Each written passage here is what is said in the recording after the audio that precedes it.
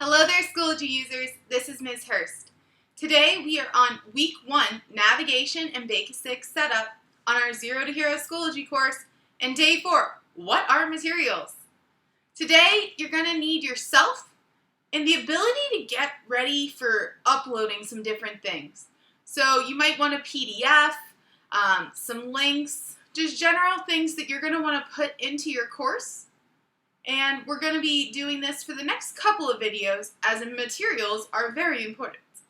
So, let's get started.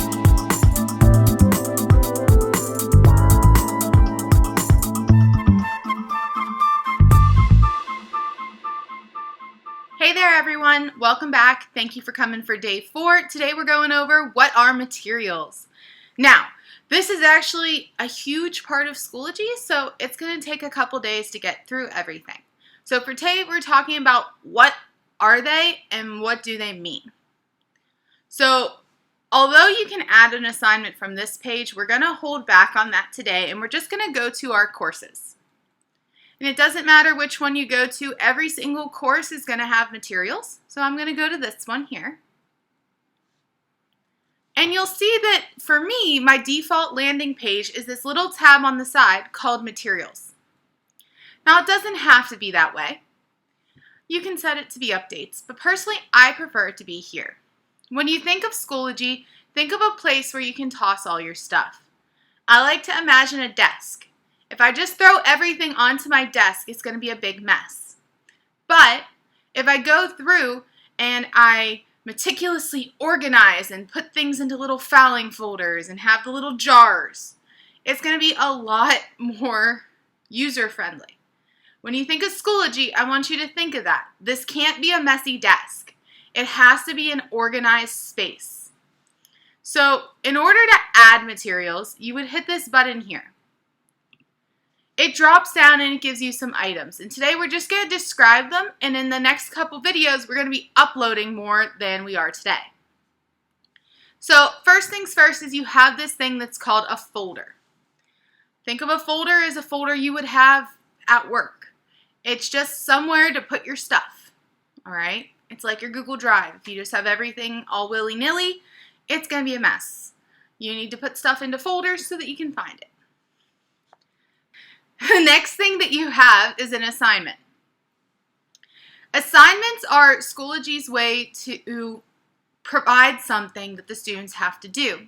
It is graded. Do not get hung up on the word assignment. Just because it's an assignment doesn't mean it has to be graded. Every time you make an assignment, you're going to see a screen that looks like this. And we're going to go through more of that next time. But I just want to show you that that text editor box that we had before when we were doing updates is here as well. You'll notice that when you click Insert Content, there's more options here to use. You'll also notice that at the bottom you still have File, Link, Resource, and External Tools. The things that are extra from before when you were doing updates are the category. So if your school has grading categories, that's what you would pick there. Then the grading period, as well as how are you going to factor it. So that means, let's say every assignment at your school is worth 100 points, but tests are double weighted. Then you would put a scale factor of 2. Finally, you can either have a number or a rubric. You can align learning objectives so that you can use the mastery features.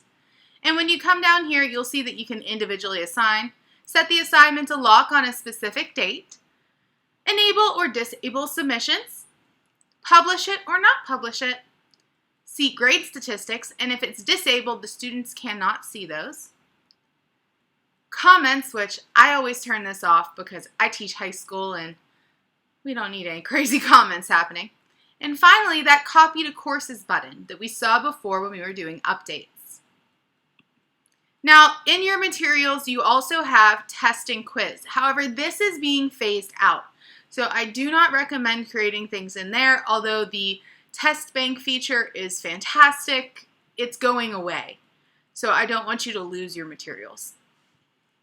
There's assessment, which again, don't get hung up on the word assessment. It just means that it is a graded item, and it has a very structured set of things you can put into it. So you can have multiple choice, you can have fill in the blank, highlight over an image. There's tons of things here, and this is an action-packed item. As you can see, when you pull it up, the same sort of setup shows where you can pick your due date. In this case, you can actually enable or disable submissions, add a password to it, put a category, grading period, and all that same little buttons at the bottom. Again, that's going to be a whole day on its own. Right now, we're just introducing to what's there. The next button here is if you just want to upload, let's say, your syllabus. If you want to link to the class website. For us, it's Home Access Center for them to check their grades. If you want to put an external tool in, so you can embed things like Kahoot that way. Next one is a discussion, and that is what it sounds like for a change. Discussion board just means that you post some sort of prompt, students respond to it, and then they can see everybody else's responses and respond to each other. Now, a nice feature here is that you can add moderation, and not only can you do that, you can set it so they can't see anybody else's responses before participating. All the other buttons, as you can see, are here. So if you want to import and have some sort of video here for them to respond to, if you want to sort of turn it into a Flipgrid, you could. Adding a page is just adding an item that people can see. It's like what you write on the board.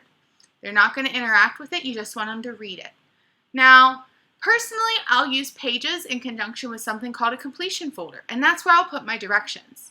When I have my Bitmoji header with all of my buttons, I have a page that tells the students what they're supposed to do if they click on that button. Pages are not something where they submit anything or where they take anything away. It is just there as a view only. Media album is great for those elementary school teachers who like to share pictures of the classroom. You can have a full media album of just bunches of pictures and videos for everyone to see. Package, that is advanced. If you don't already know how to work with coding and SCORM software, don't touch that button. It is a pain in the butt. In fact, I still struggle with it, so I highly recommend just acting like that doesn't exist until you get really, really good with Schoology. Now, you'll see that there's this import from resources and find resources. Those are both ways to search.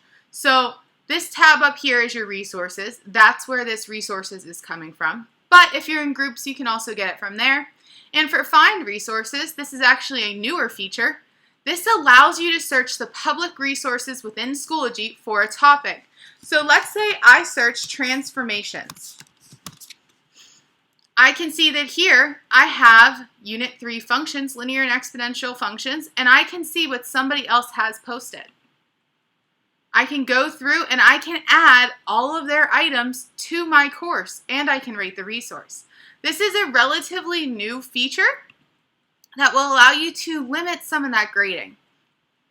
So that's all the materials. Again, materials are just places and things in your course. When you add them, you want to make sure that you do so in a way where the names make sense and people know what's going on. In the next 2 videos, we're going to be going through how to add different materials. I hope this helps, guys, and I hope you have a great day. Bye-bye.